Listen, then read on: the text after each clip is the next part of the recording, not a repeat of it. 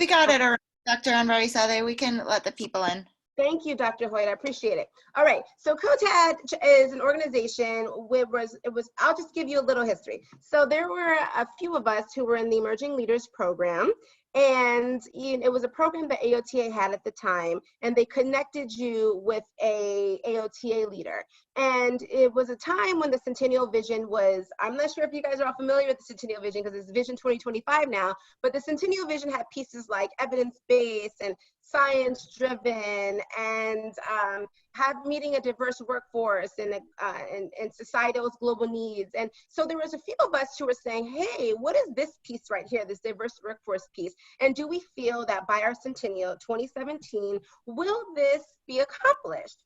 So me, Dr. Hoyt, and a few of the other founders were sitting at a table, and Dr. Amy Lamb, who was the president at the time, said, hey, why don't you guys do a presentation about it? And they told the wrong people to do that. So we did a presentation at a conference, was it 2013, 2014? I can't even remember anymore.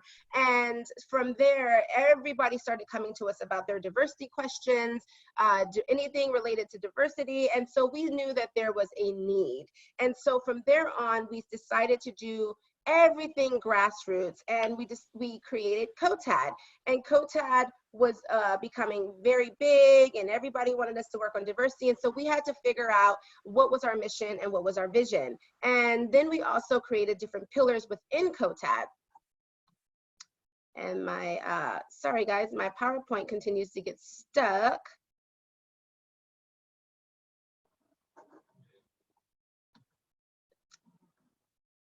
Okay, so then we created different pillars within COTAD, and one of those pillars was, how do we get students engaged? How do we get students having these conversations about diversity, inclusion, equity? And that is the COTAD chapter piece. It's our student engagements piece. It's our opportunity to give these safe spaces and again, opportunity for students to become leaders around what they're passionate about, diversity, equity, and inclusion. So that's kind of where the COTAD chapters is looped into the family of COTAD. And Dr. Hoyt will speak to you a little bit about the other pillars of COTAD, but I just wanted to give you guys a quick overview of some of the history. And now we're officially a nonprofit. We had our first strategic plan meeting and COTAD retreat this past year in Vegas. So it's been booming and it's been growing, and we're so excited to have all of you join us today. So with that, I just want to do a brief welcome, say thank you for taking your time on a Saturday to participate with us. I know that all of you are students, and it has been a virtual land for all of you guys right now. And to add another Zoom call, we understand, and we want to just give you guys all the love and encouragement as we're all kind of navigating these virtual worlds, virtual classrooms, virtual meetings all day, every day. And we are very grateful for all of you guys joining us today. So with that being said, I'm going to have Dr. Hoyt share with us a little bit about our vision, mission, and some of our updates. I was about to start talking and realized I was still on mute. I've done that so many times. Good morning, good midday, and good afternoon, everybody. Thank you so much, as Dr. Anvarizadeh was saying, for taking your time to join us today. I hope that all of you are able to stay healthy, and your friends and family are able to stay healthy and reasonably getting through this difficult time. I'm sure that some of you have experienced some losses or challenges, or have had friends or family affected by COVID-19, and so we want to extend our arms to you in a virtual hug. And if any of you need anything, there are all of COTAD is here, and we're more than happy to talk with you or do whatever we can. We can't do everything, but we can be a listening ear if you need it. So please feel free to reach out to us, and I'm sure you all have faculty members that are willing to be there for you too. So know that your occupational therapy family is alive and well on Twitter, on Facebook, on Instagram, and would love to be there to help support you. To add on to what Dr. Anvarizadeh was saying, COTAD we started in 2014, so we're 6 years old now. For our 5th anniversary, we became a 501c3, which means that we're an official nonprofit, which is pretty exciting. There's some meaning that goes alongside with that, in that we can accept donations now and people can write that off. It can be tax exempt. And that we are able to do a little bit more in terms of engaging with universities and other types of programs. And so with that, this year, we also launched our COTAD community project and things like that. One thing I wanted to add about COTAD is that the way that we started, as Dr. Anvarizadeh said, was truly grassroots. We were all just kind of hanging out and saying that, you know, it'd be cool if people had more exposure to the diversity that already exists within occupational therapy, and if we had greater conversations about this topic so that more people would join the profession and understand that there is a diverse network here and people that want to help that thrive. And so those first few years, we were really embracing what each of our passions were and developing on that. As we've grown as an organization, we've accepted many new members. We've had lots of people volunteer and engage with us in a variety of different ways. We did have to kind of consolidate all those passions into a few different pillar areas. Sorry, I'm not sure where to go. I see the slides moving. And whoops. Okay, well, so we recently revised our vision, and the vision of COTAD is a future in which occupational therapy is accessible, inclusive, and effective for all. And so what we mean by that is that we hope that we can help create the future of our profession that is diverse and reflective of the communities that we serve, kind of echoing the vision, the centennial vision, and that we are able to use those strategies to help all people, regardless of our backgrounds, so that we can be culturally humble and embrace all people into our field. I see there's a couple people waiting to get in. If somebody can manage that. Can we move on to the vision? I'll be quick. Sorry, I think I just did way too long of an introduction of what COTAD was. I didn't even introduce myself. Terrible. Can we move to the next slide? Thank you. Whoops. Well, here we are. This is fine. Our mission and vision are on the website. So if you want to know more about COTAD, it's all there. Or you can email our COTAD email, cotad2015@gmail.com. You can email me. My name is Catherine Hoyt. I'm a researcher. I'm technically currently a research postdoc at Washington University. So I'm pretty easy to find there too. Our mission is to empower occupational therapy leaders to engage in practices that increase diversity, equity, and inclusion for a more transformative occupational therapy profession, with the same identity as the vision. So just to let you know, our COTAD leadership has grown substantially in the past few years.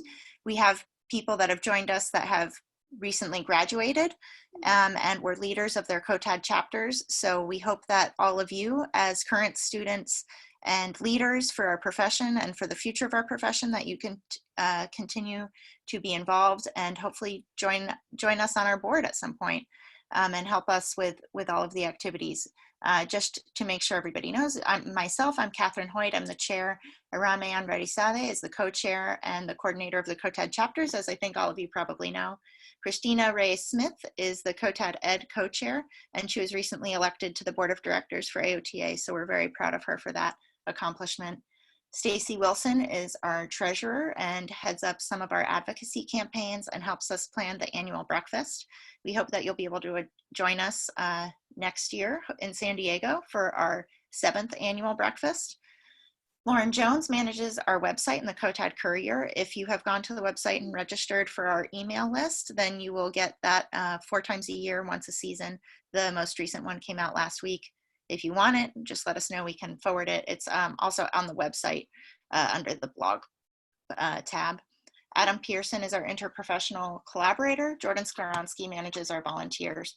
And then other members of our board include Megan Lambert, Lexi Rebney, Nadine Quebechu, Michelle Finet, Michelle De Jesus, Helen Valencia, Kalia Johnson, Emily Sherman, and Devlin New.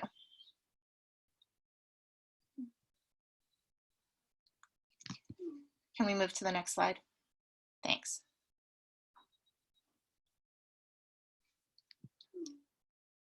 I'm gonna wait for those to, whoops.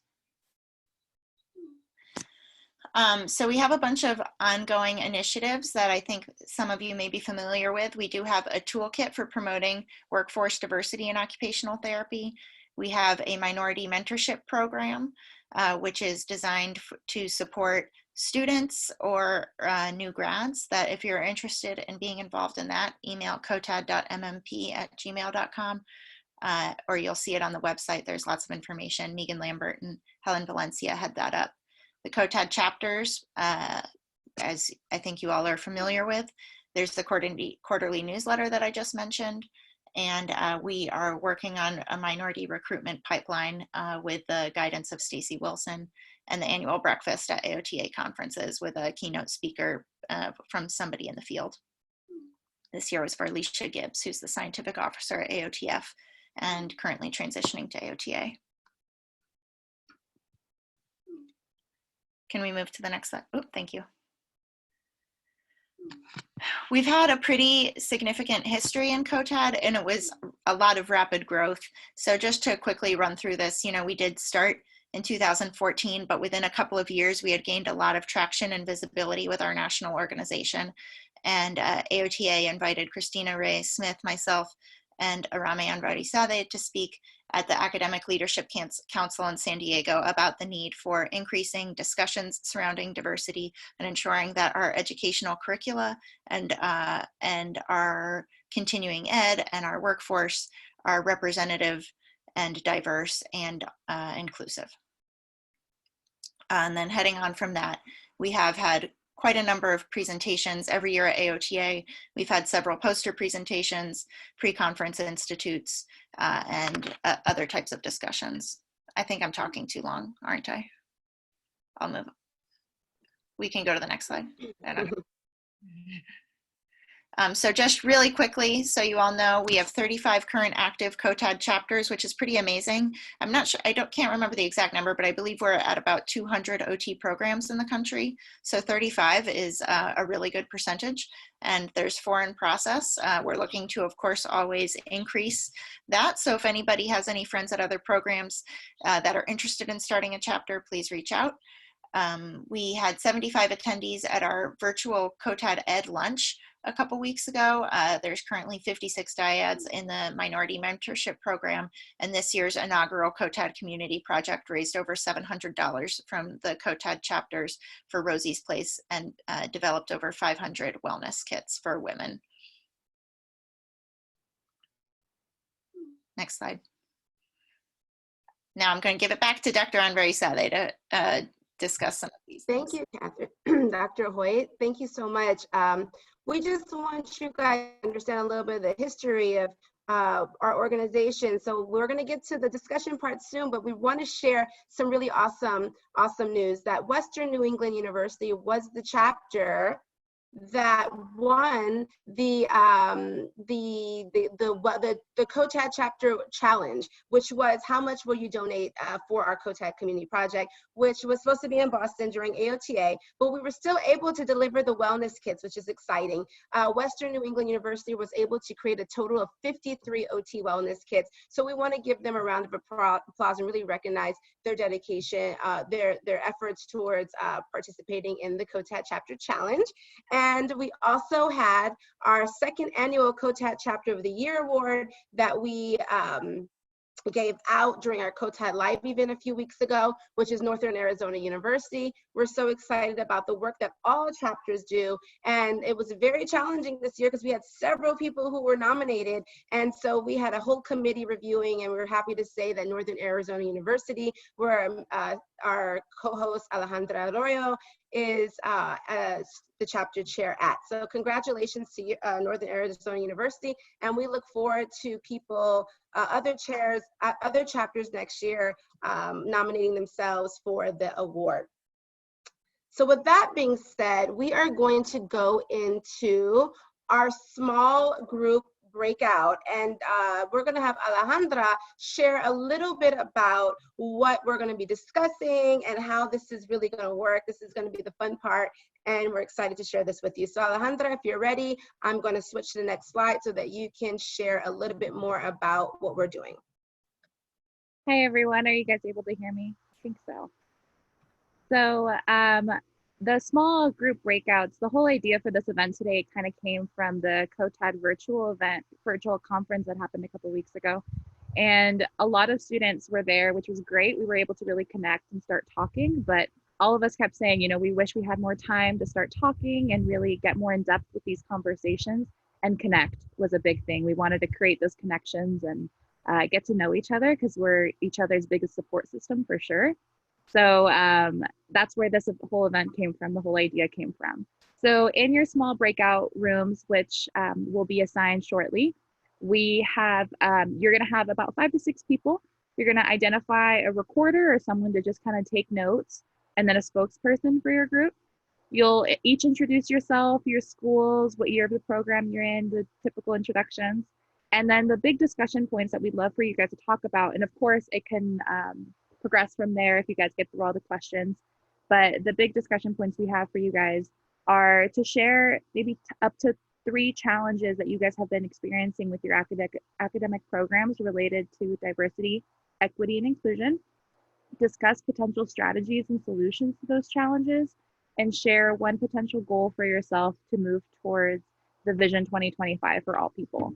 So a big thing that we noticed with our groups was that we could definitely talk about some of the issues that we've been experiencing, whether it's through our programs or with the areas that we're in, but definitely moving on to that strategies and solutions part is so important. We saw that we were able to really turn the conversation around to a positive perspective and really make it constructive rather than just talking about maybe what's not going well, although it is totally necessary to talk about those things. It's really helpful to kind of move forward from that. And we were able to give each other great ideas when we did this last time. So I really encourage you guys, if you want to, I recommend maybe taking a screenshot of, if you're able to, of the pictures, just because when you go to your breakout rooms, you won't be able to see the questions. So I found that helpful. And we can add the questions to the chat, hopefully, if we're able to. Okay, so what we're going to do is we're going to break you guys up into groups of about 5 or 6 participants, and we're going to put you in the groups for about 35 to 40 minutes. And then we're going to bring you all back to discuss these points together. So you guys can introduce yourselves with each other when you're in these groups, and then choose who will be your point person to speak when we come back. But it'll be a very rich and interesting discussion. So what I'm going to do right now is break us all into groups. So give me a second to do that. And in the meantime, Alejandra, you could keep sharing or chatting, and I'm going to put myself on mute. Yeah, so at the last, again, at the COTAD virtual conference that was, oh, I can't remember what day it was, but it feels like it was an eternity ago. We really had the opportunity to share with one another and create connections. And I've actually kept emailing with some of the individuals who were in my group. So share emails, talk amongst one another, create those connections. We did a social media follow chain in the chat as well. So maybe we could do that at the end. It helps, being able to see each other on social media, see what initiatives we're doing. I personally follow what I hope is all of the COTAD chapters on social media, because I think it's really exciting to see what people are doing out there. It's encouraging. There's a lot of really great diversity-focused social media accounts as well. I know Michelle, she has her own great page, and I love following her page. So I definitely recommend you guys do that. Maybe we could do that at the end, is put each other's social media, and then if you want to share your emails amongst your group, I always recommend that. And it's a great support system for sure. I believe someone raised their hand. If that was in regards to the question, or if you still had a question, let me know. Alejandra, I had posted in the chat to raise your hand if you are a prospective student, or if you're somebody who's about to enroll in an OT program, just so we can know who's a current student and who's coming. Raise your hand in Zoom. It'll put a little blue hand on the corner of your video for us to see. I also put the questions in the chat. Thank you, Catherine. Dr. Hoyt, thank you. Yeah, and if you're not, I know sometimes Zoom can get a little finicky. If you're not able to raise your hand, maybe comment in the chat, because I'm sure the conversations will look very different. So I'm glad we'll hopefully be able to put you guys together so you guys can have a great discussion with one another.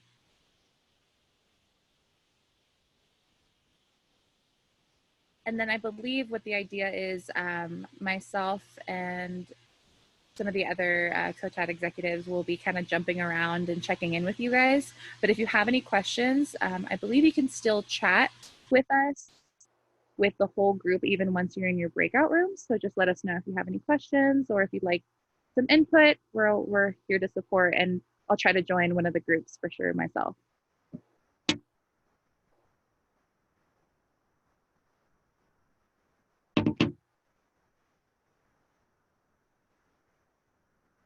That's great. There's a lot of incoming students. You guys are in for a great experience. Personally, I'm a second year student, so it's been great so far. And especially if you're getting to have this, you start your experience with COTAD, that's pretty great. I think we're getting Dr. Anvarizadeh some time to put us all into breakout rooms. Oh, there we go. Okay.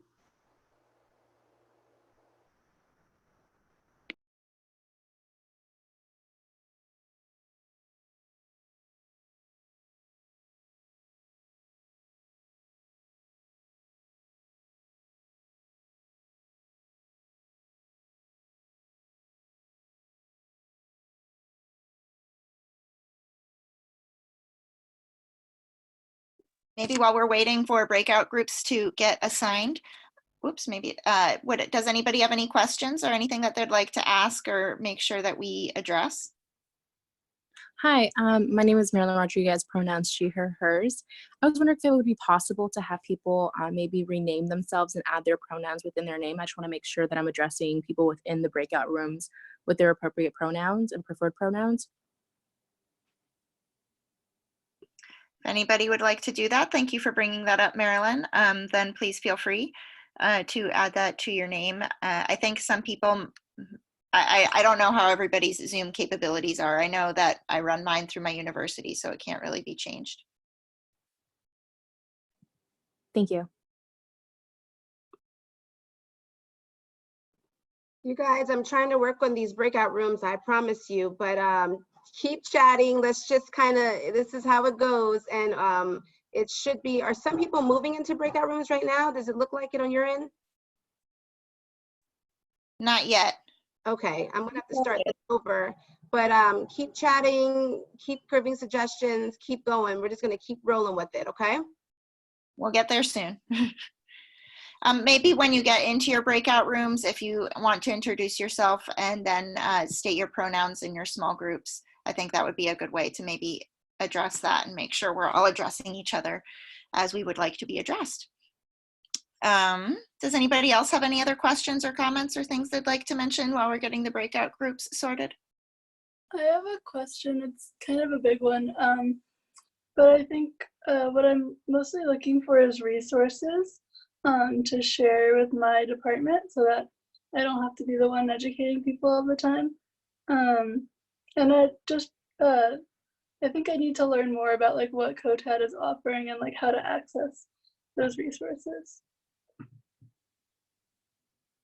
Thank you for bringing that up. So we do have, like the main components of COTAD are the COTAD Chapters program, the Minority Mentorship Program,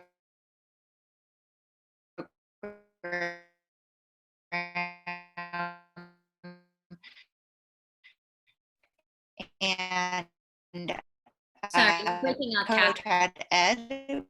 We do Hey, Kat. definitely have a lot of resources linked on the website, but not necessarily training manuals or for every. However, we do have a lot of resources that'd be helpful for your specific needs. Does that help? Yeah, I'll review the website and see what I can find. Thank you. If it's not helpful, email us.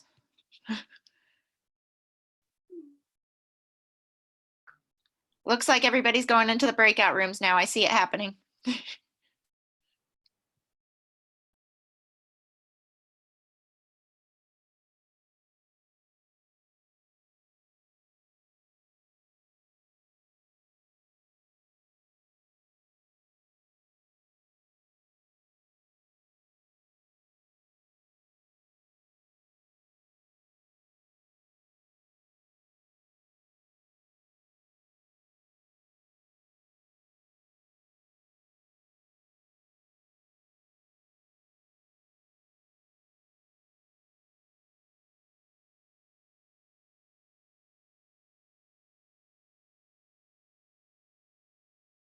everyone.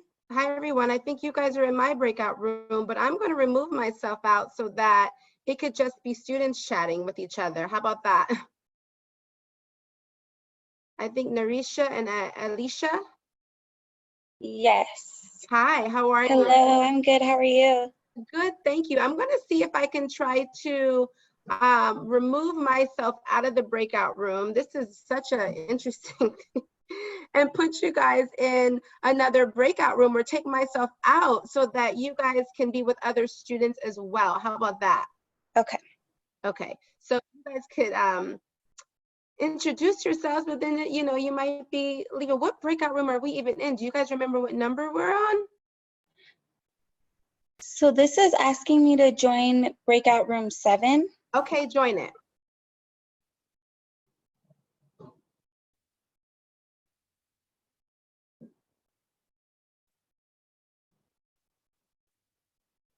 Narisha and Chelsea?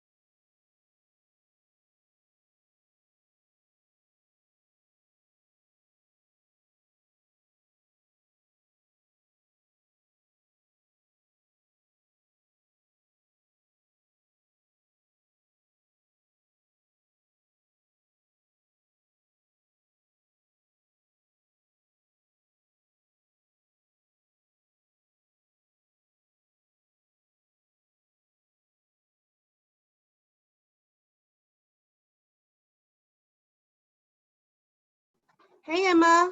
Hi, Elsa. Hi.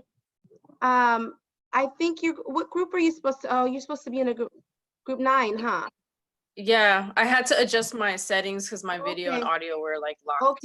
Okay, cool. So is it moving you to the group? Yeah, I think I just pressed the join group. Okay, cool. And let me know. Okay, cool. And Emma, you good? Yeah, would you mind assigning me to group 5? Sure. I was there and then I had to restart my computer, so I feel Okay. bad. I told him I'd be right back. Okay, let me find you in here and let me move you to group 5. Okay. Thank you, sorry. You're welcome. Did it work? Yes, thank you. Okay, see you later.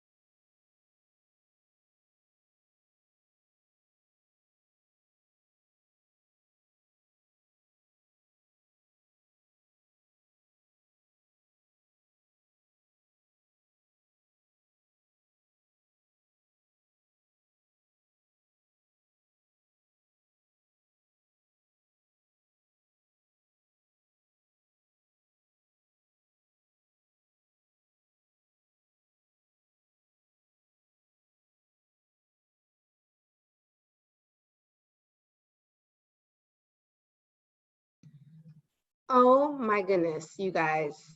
I didn't even get to go through all the groups because you guys were having some serious conversations. I think I made it to group 5, and that was it. So I apologize for the other 5 groups. Oh my God, people are still coming back in. This is, Alejandra, get ready because I feel like we're gonna have a bomb conversation in a second. I'm letting everybody join back in from the main room. You guys have stayed on. We still have over 50 participants. This is powerful. I don't want to share the screen quite yet. I want to see everybody, and I feel like it's better that way. So I do know that I put the chat, the questions in the chat too. So we'll just use that for now before we share the screens. But welcome back to the main room. First of all, how was your guys' discussions? Unmute yourself if you want to chat. You guys need to woosah it out. I guess it was heavy. Was it powerful though? Nod your heads.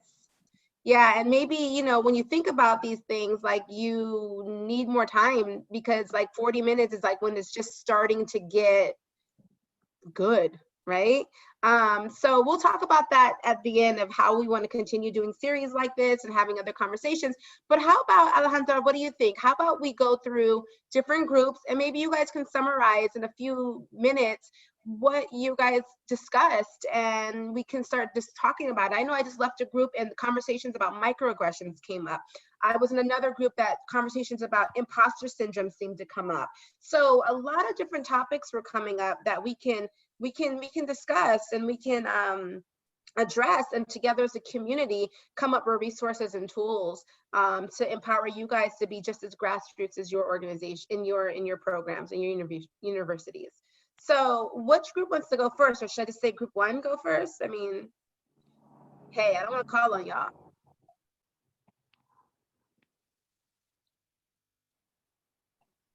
I might have to call on y'all. I can speak. Oh my goodness. Okay, so group 1, if you remember your breakout group, if whoever is the spokesperson, please feel free to start sharing a little bit of what your group discussed, what topics came up, and feel free to share. This is your time.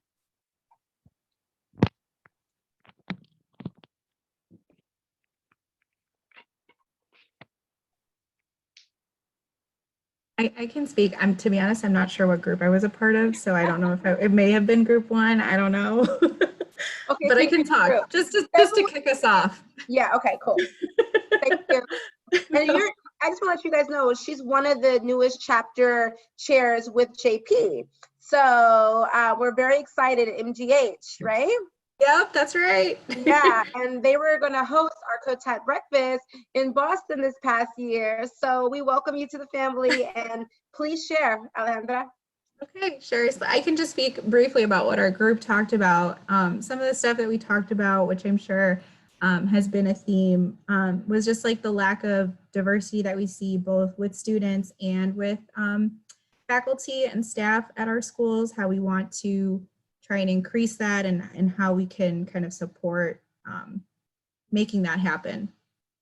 Something else that we talked about was how we can advocate for maybe like changes in curriculum, like something that came up was like case studies, trying to advocate for a more diverse set of case studies, and then how we like what the proper way to deliver like information like that would look like, what that would look like as at our individual institutions, and how to be advocates for that.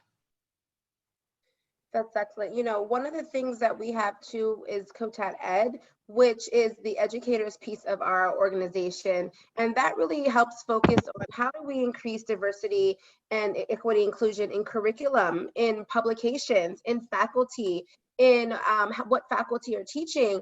And I'm very excited to say that we are developing a case study library for this point, and even another Alejandra, the NAU Alejandra, will potentially be working with us with her capstone to help develop these case studies, because oftentimes we're in class and we hear the same case studies, right? And we're like, wait a minute.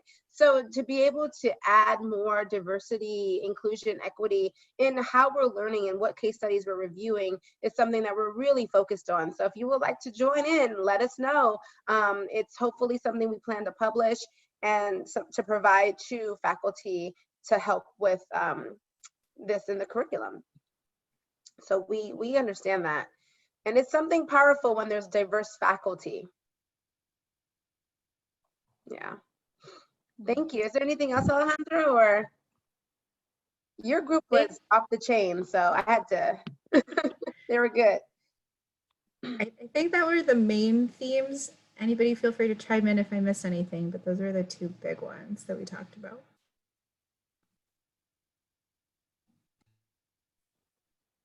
Okay, excellent. Thank you so much. Thank you.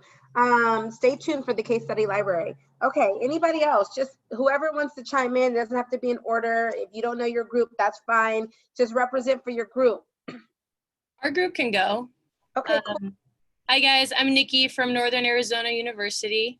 And I'm just gonna go next because it kind of leads off of what that other group was talking about. We also talked about the lack of diversity within the program, especially like demographic wise.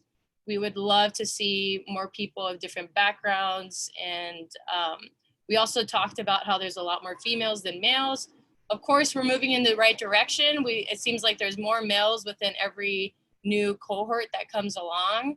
But we also talked about how we can reach out and reach out to males and letting them know that this is an opportunity for them as well. Some of the goals or ideas that we thought of to kind of help in these situations was possibly some kind of mentorship program where we can reach out to first generation students and help them in the process of how they can apply to OT. One of the members in our group, when we were speaking, was able to mentor somebody as she was trying to figure out how to apply for OT school herself. And we talked about how she's in the right program because she was really advocating for somebody else and helping them get to do what they want to do. So she's definitely going to be a really good OT. But really doing that to help first generation students or students that maybe they're not a first generation student, but they're kind of figuring this out on their own. They don't have any help from anybody else. So we think that would be a good idea. And then maybe some kind of like OT fact sheet that tells people in community colleges like what occupational therapy is, how to apply, and then some like financial aid resources so they can answer the questions just right off the back, and then maybe on their list some contacts for how they can get direct mentorship from somebody to actually get into some kind of OT program. And I believe, Alejandra from MGH was talking about something similar about creating a mentorship program too. So this is a thing that's powerful that you guys can also connect from here to continue these conversations, because mentorship we know is key. And mentorship is something that's critical and important. And I believe everyone should have a mentor, which is also one thing that we have is the minority mentorship program, which is specifically geared towards minority mentors, as we saw the need for something like this. So if you're interested in identifying mentors or learning about ways to create a mentorship program, we would love to help tell you some of our strategies and what we did to create this minority mentorship program. So for sure, you guys are right on track.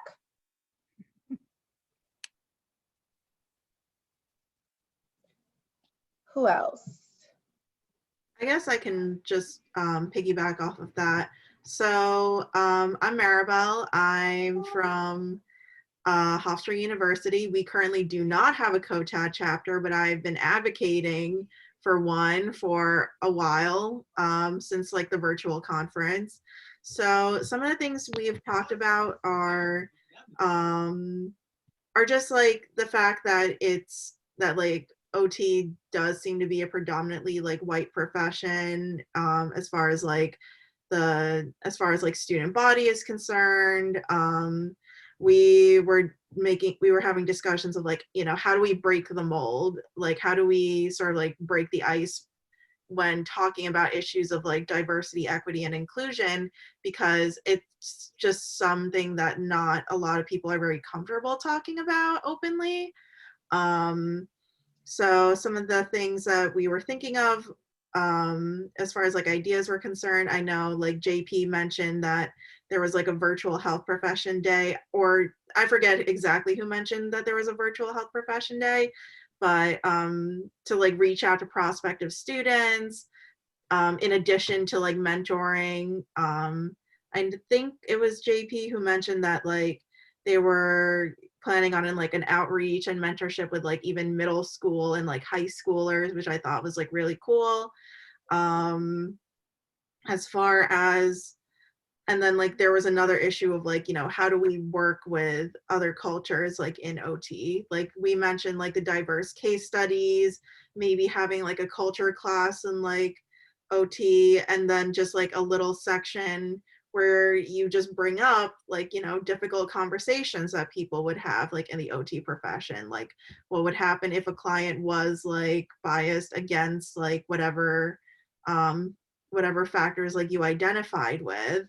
So those were the kind of things that we mentioned. As far as like a personal goal of mine is to try to bring these things to my SOTA in my program, but it's just a matter of how can I implement it, especially since I'm like leaving so soon. Like my field work my level 2 actually starts in May. So that's pretty much like I think we pretty much touched upon everything we talked about. So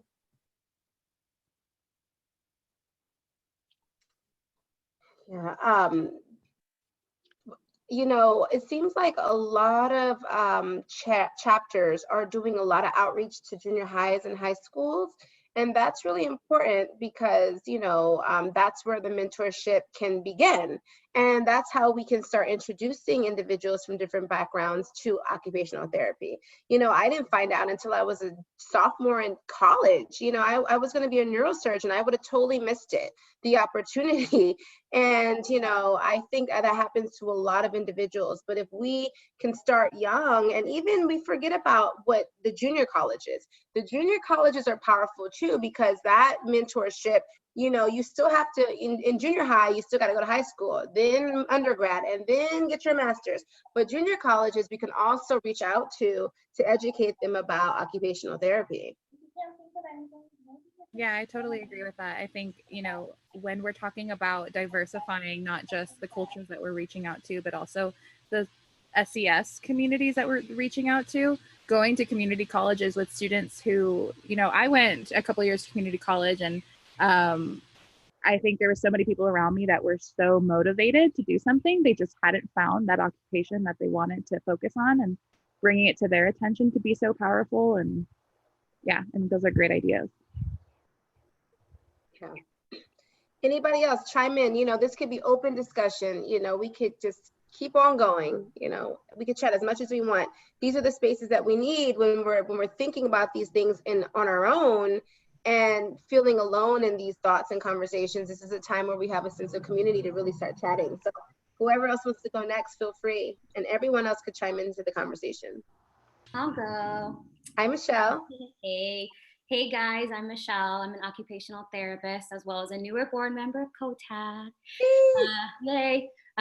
So I was paired with some awesome students from all over the US. We had Indiana, Ohio, and California, and they brought up some super awesome points and pretty much mirrored what you guys were saying about the lack of diversity in their programs. Some of the barriers that they talked about where there was very little interest in the topics of diversity and inclusion because their universities weren't necessarily the most diverse to begin with, lack of faculty support, lack of events addressing diversity and inclusion. And there was actually one student that said that her university was actually very diverse in California. And we really liked how in her university, when they were in the orientation and in the beginning, they would go around and ask everyone what their preferred pronouns were and what they wanted to be addressed as.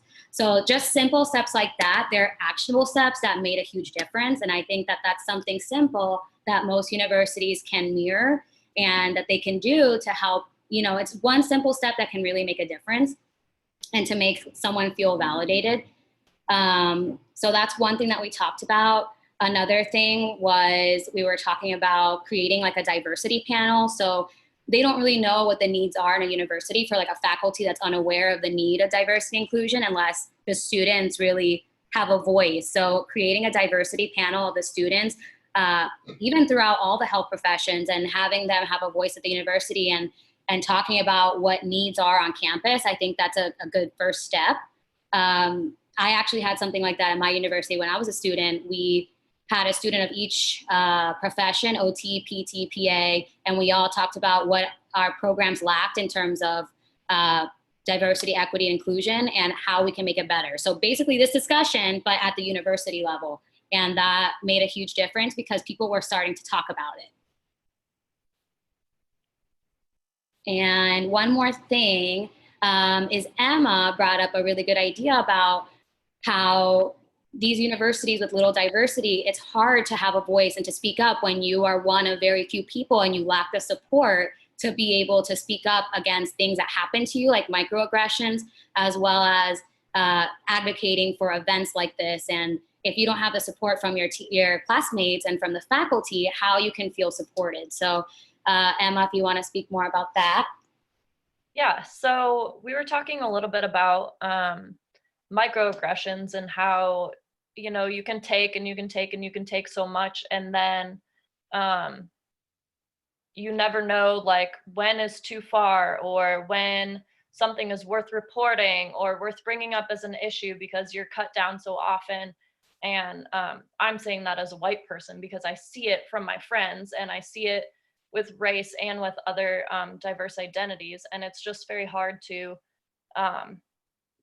stand up for yourself. And so I struggled with seeing my friends not be able to stand up for themselves or to speak out, and not necessarily wanting to represent their minority identity, especially if they're the only one. And so I was wondering if maybe it would be a good idea for COTAD chapters or schools to somehow, or the wider COTAD to somehow implement some sort of anonymous reporting thing, that it could go through your COTAD committee so that they,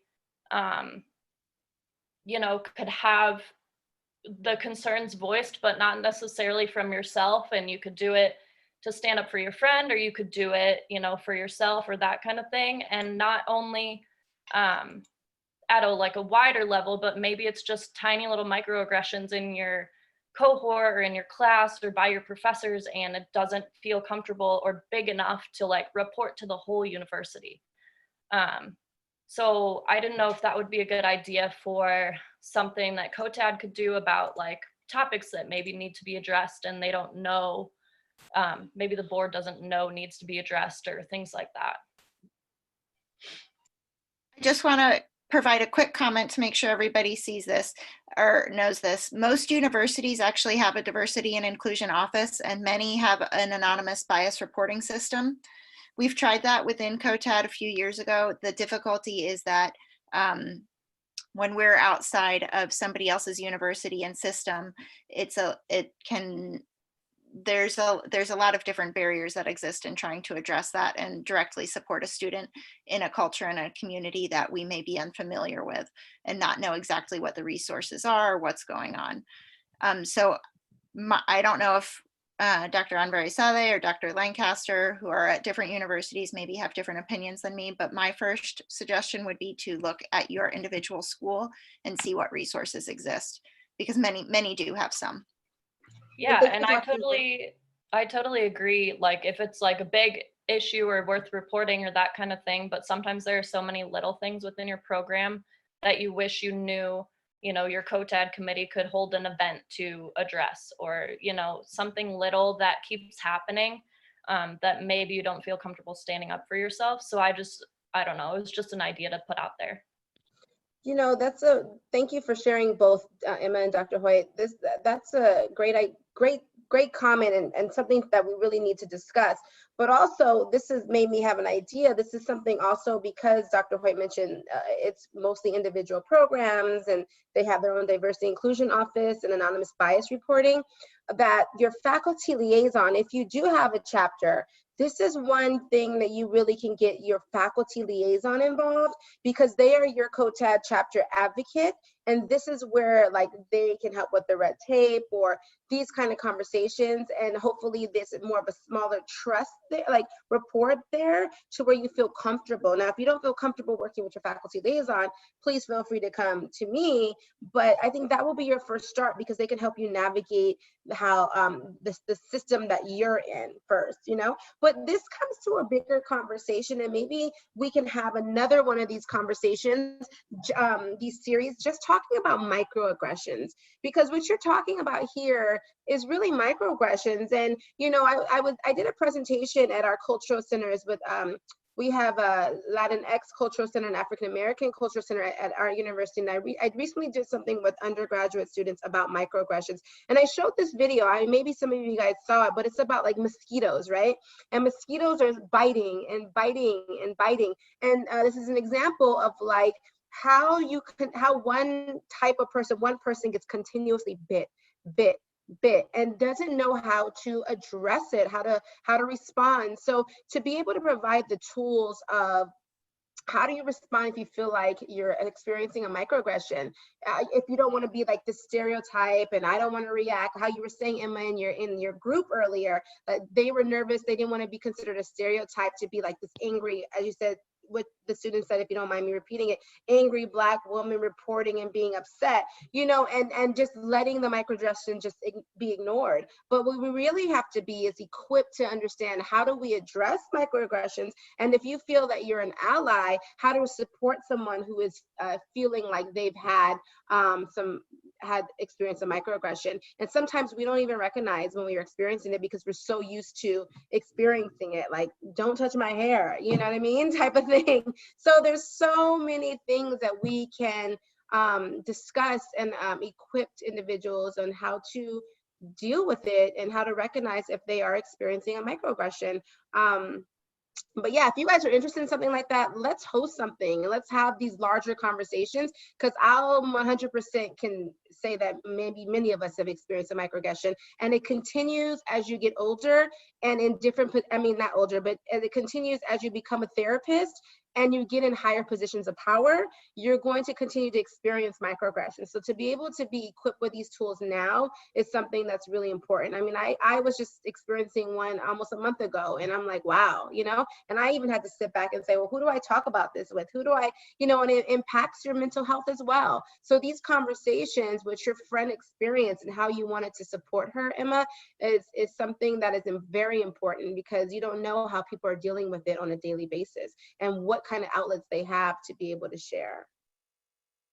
And to follow up to this whole conversation, it'd be great. Yeah, I think a lot of people are posting in the chat about possibly having like a follow-up conversation on microaggressions. And I think another thing, we took this idea from one of our COTAD quarterly calls. Someone said that what they do is they have safe space talks at their meetings, or just set safe space talks with their COTAD chapter members. And we started implementing that with our chapter. And I can't speak for everybody, but I think it really helped providing that space. Again, we prompt before the conversation, this stays in this room. This is a private conversation. This is amongst us. This is a safe space. If you want to cuss, cuss. If you want to talk about some really crappy things that have been going on, talk about it. And it did become a vulnerable space and this great moment of community. Because, you know, some of our meetings have to be more formal, more business-like, but it gave us like a dedicated time just to talk about those things. And I think that helped too, because then we could see some kind of commonalities that were happening amongst the group. And then if we wanted to, we could create things, and, you know, people immediately would start coming up with solutions and ideas for workshops that we could potentially do. So it's worked out really great for us. I think AJ. Yeah, AJ has your hand up. Feel free to unmute. Hi, AJ. Going back to, for a second, to recruitment and getting more diversity in student bodies. One thing that I think WashU has just very recently begun to do. I think it's a newly forged partnership, is a partnership with a local historically Black college or university that does not have an OT program. So placing a particular avenue or sort of pipeline even to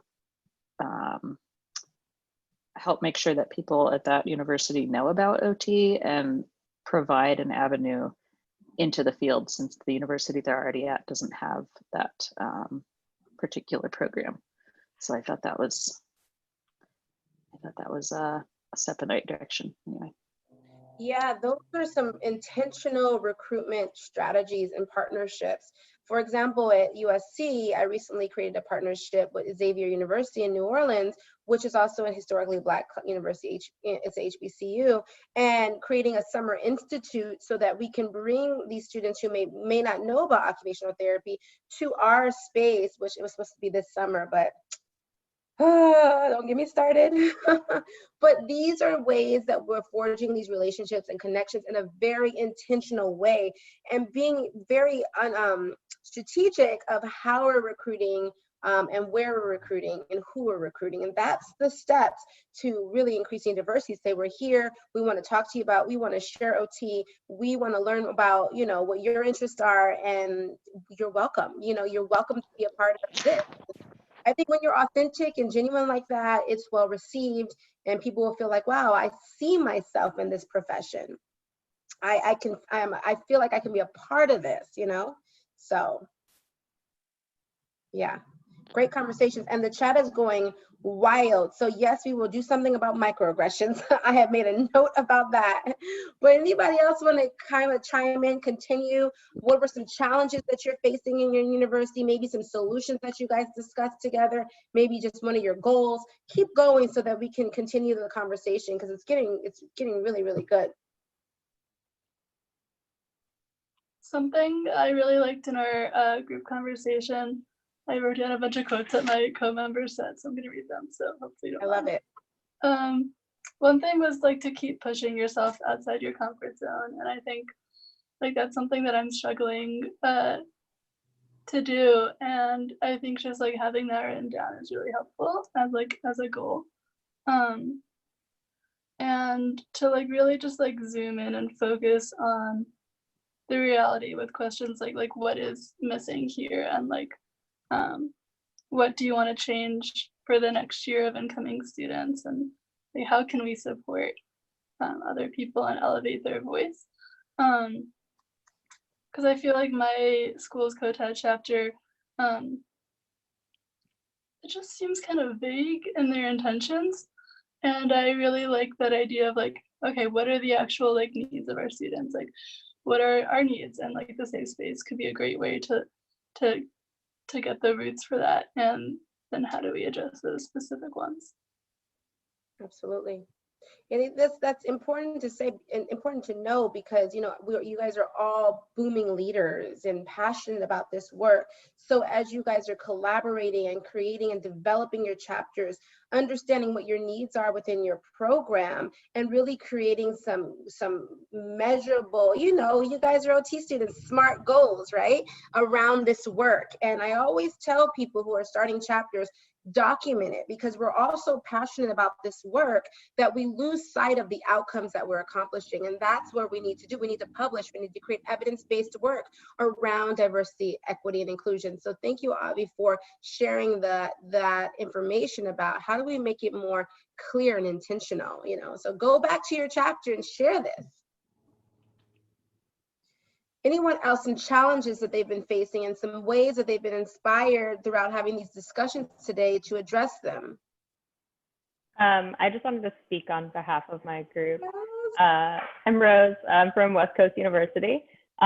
So we had a bunch of different views, because we had individuals starting their program, individuals within their program, and then also individuals already out in the OT field. So individuals that were starting and are in the program noticed that we are not addressing in classes maybe diversity in certain areas. So maybe we're looking at diversity with pediatrics, but not the diversity needed in maybe older adults or the homeless, which for a lot of us, especially in California, there is a really big need to address the diversity of individuals who are in those populations. And then we also saw that with not in school, but within the field, that we're having this gap with translation and the individuals that don't speak English and the resources that we may need to address that, and how we're doing that through telehealth. So getting those translators and individuals who only speak Spanish, and how do we address that, and how can we prepare for that as students so that we can meet the needs for individuals that we're serving.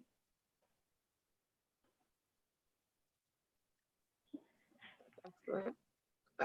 I'm just processing it. I Yeah. feel like I'm talking too much, but I'm just processing what you're saying. You know, those language barriers.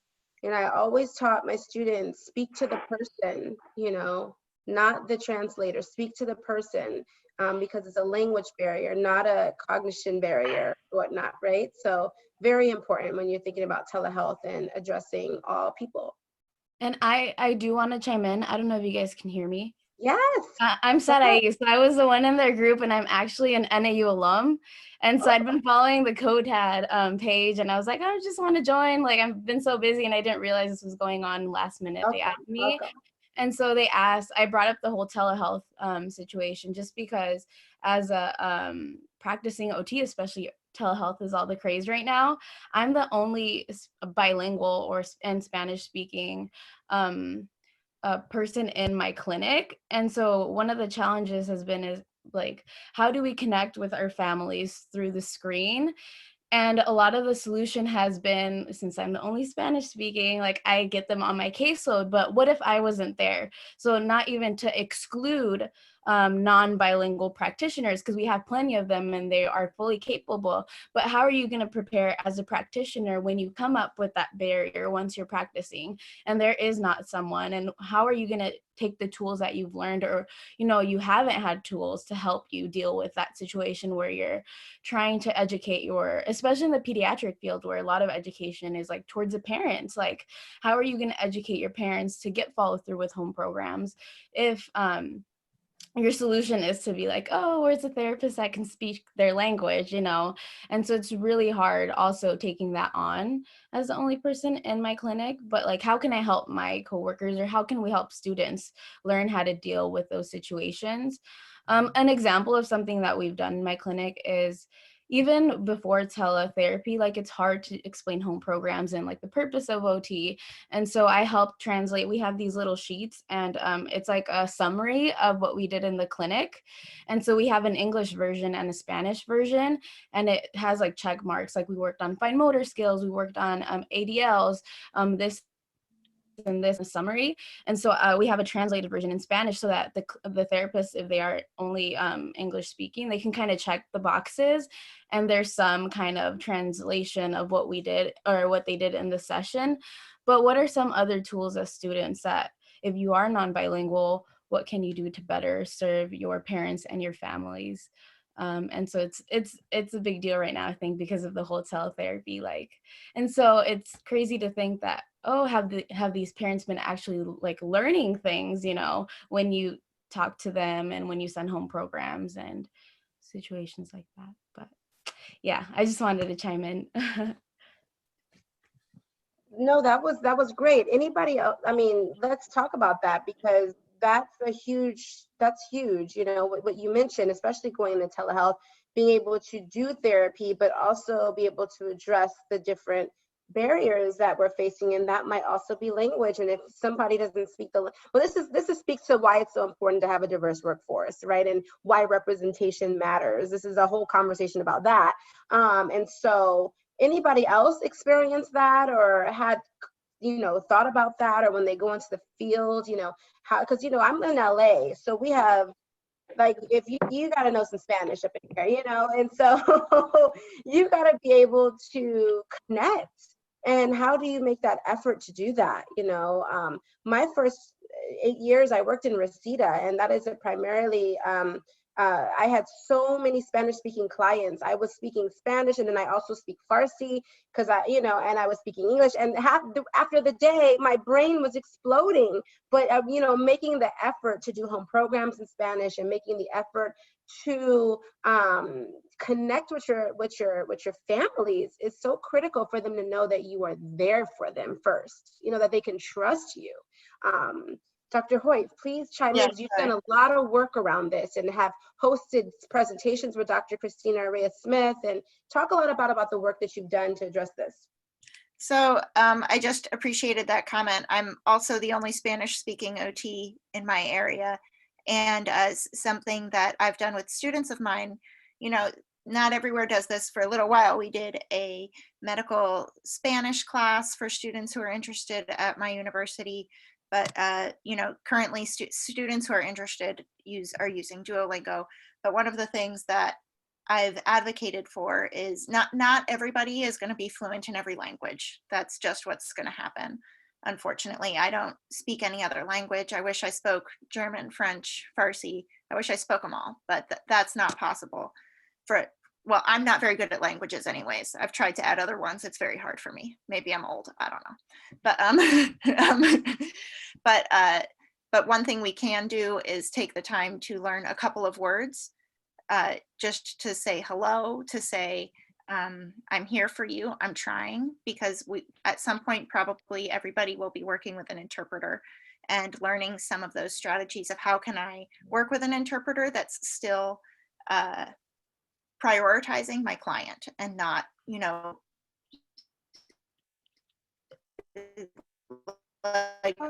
instead of interpreter, let the interpreter interpret, so that your client still feels that you're trying to make that connection with them.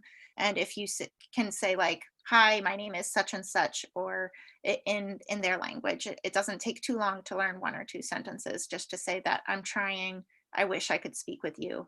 I'm going to use this interpreter to help me to make sure that all of my ideas are getting across effectively. Please let me know however I can help. I think that there are things that we can do and that we can say and that we can try to do. And there's no need. The other thing that I like to say is there are a lot of resources that exist. There's a lot of resources in Spanish. AOTA even has some, but not in every language. So sometimes it does require recreating the wheel or creating it yourself. But sometimes just a little bit of internet digging or asking your friends, connecting with your COTAD networks, connecting with your other OT networks or other therapies, even like PT, speech, their websites also have materials. So taking some time to figure out what exists and how you can share that, so that people can feel included in their intervention and a part of what's going on. I think as occupational therapists, we really appreciate that the outcome is based on that relationship and on identifying what that individual finds meaningful and what they will help motivate them to achieve whatever their therapeutic goal is. And if we don't have the compassion to engage them, they're not as likely to be as invested in obtaining that outcome. So whatever we can do, I think is great. And reaching out to others who maybe have had similar experiences or have done something similar in the past can be very helpful. Or even somebody from that background. That's something that I do a lot. If I have a client from somewhere that maybe I'm less familiar with or a different background, see if I have any friends that could help me understand anything that may be customs that I might not be familiar with. Thank you, Dr. Hoyt. We have Marilyn with her hand raised. One of our newest COTAD chapter that just got started at USC. All the chairs are on here, Lamani, Daniel, and Marilyn. So Marilyn, if you would like to share, go ahead. So one of the things that kind of has been helpful in terms of peer-to-peer is having conversations with a couple of my friends who are kind of having these anxieties pertaining to the language barriers. I'm fluent in Spanish, so one of the things that we've tried to do within our virtual conversations now is me kind of leading our conversation and our dialogue in Spanish. And mind you, like I'm not going full blown, like ordering a meal or saying like, this is like, I have pain or something like that, but just supporting peers of mine who are interested in learning a little bit about Spanish and kind of having conversations, very small conversations over the phone about that. I think it's helpful for them to kind of gain the confidence too, with being comfortable to say hello in Spanish, or even saying their name, or saying what occupational therapy is in Spanish. So I think I could put my email down in the chat. If there's anyone who just wants to have like a 5 to 10 minute conversation in Spanish, I'm more than happy and willing to do that. By no means am I going to be judging you, or vice versa. Like, I don't know every single word in Spanish either. So I think just building community in that sense is going to be helpful. So I'm more than willing to do that too. That's awesome, Marilyn. I also wanted to add, my mom, she doesn't speak much English at all. And I can't tell you how much it means to her for someone to take a couple of, just to say a few words in Spanish to her, to even try and make that intent makes a world of a difference. Like, she just opens up.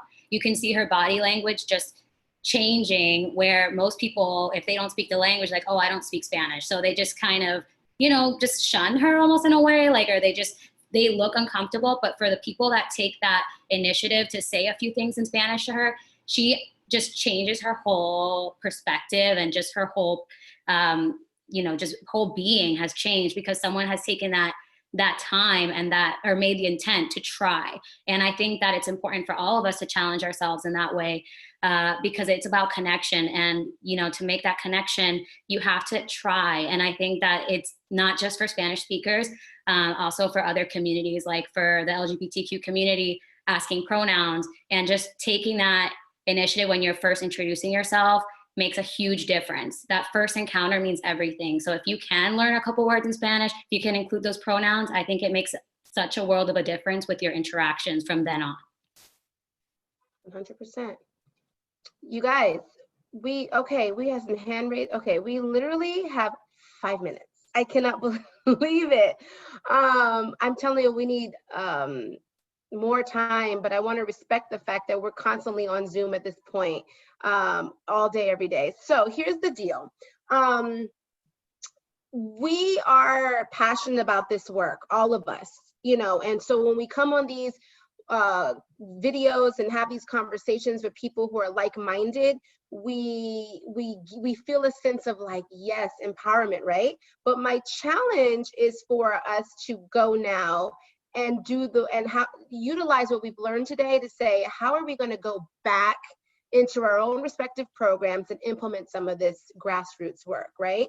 How are we going to take some of this dialogue and the things that we know are challenges, the things that we discussed as some solutions, and really implement these? And if you guys have chapters, really have a conversations with your faculty liaisons. We can have some one-on-ones. You can utilize these conversations we had and really modify, create goals around this, right? So my challenge for you guys is, what are we going to do to take action, right? To take action in these areas and make the difference, right? And again, I told you the COTAD story from the beginning, just so you know, we weren't this huge organization. We just decided to take action and really walk our talk, or talk our walk, whatever you say, but that's what you guys can do. And my thoughts are that students, you guys are the future. You guys make me so proud, because I feel that you are lighting fire even up under faculty, right? To want to do this work, to want to be involved, to want to start having curriculum about diversity.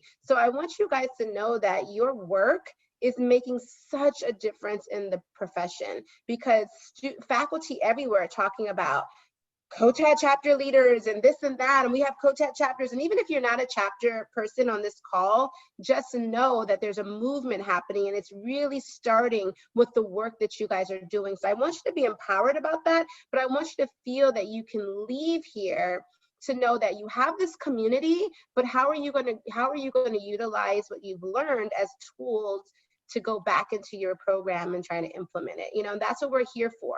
We're here for that. So I do want to say that we would love to continue to have these conversations and maybe potentially share this email list of everyone who participated. So if you would not like your email shared, please let me know, send me an email, because we would like to share it on Monday so that you guys can continue building this community and having this camaraderie if you would like to, because the chat is going wild. So that means people want to stay connected. So if you want to stay connected, let us know. We would love to share the email list to everybody on Monday. If you don't want to be on the list, just let me know by Monday. Alejandra, do you have any final closing remarks that you would like to share before we end, or anybody actually? Does anybody want to say any final questions before final remarks before Alejandra closes a little bit? And nod your heads or something if you enjoyed this, put it in the chat. If you feel that we should continue to have conversations like this, maybe the next one we could organize around microaggressions. Okay, the thumbs are going up, the heads are going yes. All right, there's a need. I knew it, y'all. So let's do the next one. Whoever wants to co-lead the next one, everyone should have an opportunity to lead. Alejandra, you did a fantastic job. She just said at the COTAD Live we had a few weeks ago, hey, I want to continue having this conversation. And I said, hey, you want to lead it with me? And that's how it went down. So it's nothing extra. We just got on a call, we said, let's do it. So if you guys have ideas, if you want to lead, we want to empower you to be a leader and to feel like you can have these conversations. And we're just here to support and facilitate. So Alejandra, if there's anything anybody wants to say, closing last statements before Alejandra says anything, please let us know. We just want to respect your time, really. But you feel free to say any last things, anybody. If not, Alejandra, I'll just give you guys some time. Yeah, I know. I'm waiting. I know. Me too. Well, like we said, we definitely want to respect your guys' time. I know sometimes by the end of the week I am zoomed out for sure, but thank you guys so much for being here. I think I can't emphasize it enough. I think this place, this space that's been given to us is phenomenal. I think we're in a very special place and a very special time that we have this opportunity to take on these spaces of leadership and really put our voice out there. Unfortunately, if you don't feel like you have that support system or that voice in your, physical space or in your school, please reach out to other COTAD people. Being in COTAD just almost a year ago has empowered me so much. I know some people, we were saying, our first year, we were so shy, we were so timid about saying these things, but having COTAD has really empowered me in so many different ways. And I know it's empowered a lot of us. And I'm big for, having your tribe, having your group of people that support you. And I think this is it. I think it's great that we have things like this and opportunities like this. I love social media. So if you also want to put in your social media in the chat, please do. I promise I'll follow. And hopefully you'll follow me back. But thanks you guys for being here and for supporting us. I mean, this is our first time doing this, and having 50 plus people here was great. It was great having this opportunity to talk to you guys, and hopefully the breakouts worked really well. Definitely give us any feedback. I'm sure any of us would be available if you have emails or feedback for maybe how we can improve the next student chat. That'd be great. We appreciate all of you for sure. Yes, and you guys, Monday is coming. You'll probably be on a Zoom, another for class. You guys some are graduating, some are handling fieldwork changes, and we're here for that. And we understand, and then you're also trying to navigate your passions about diversity, equity, inclusion, and trying to be creative to host virtual events. So we're here to support you. We're here to empower you. We're here to encourage you. And we're just here to say, trust the process. Make it happen. You guys will be okay, and we're in this together. We are grassroots. You guys can make the changes that you want to see, and we will continue having these conversations. We just want to thank you again. Thank you, Dr. Hoyt. Thank you, Dr. Lancaster. Thank you, Alejandra. Thank you, Michelle de Jesus, who's running the social media while participating. Thank you to all of you, all 50 of you who stayed on, who stayed the course, who gave your energy. We thank you. Have a wonderful Saturday. It is hot in LA. I am sweating. Sending our love, our virtual hugs, and that's it. I'm out. That's it. Deuces. Oh, you guys saw our social media, so follow us. Do anything, you know what to do. Thank you. We out, y'all. Bye. Bye. Thank We have this you. recorded, so we're gonna put it on our social media, okay? So you can share with others. Thank you, everyone.